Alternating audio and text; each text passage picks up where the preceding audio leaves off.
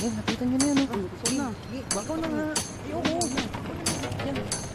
Miss, can we enjoy your company?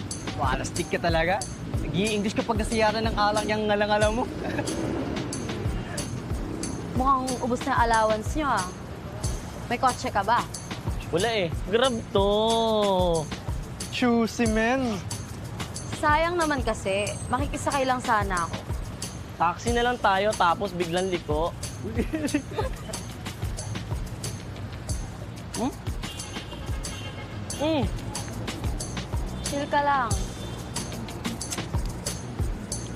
Pre, wala din ako allowance eh.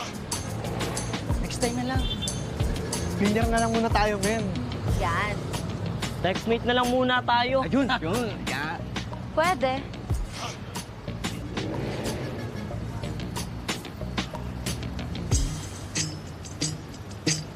Ayos! Happy!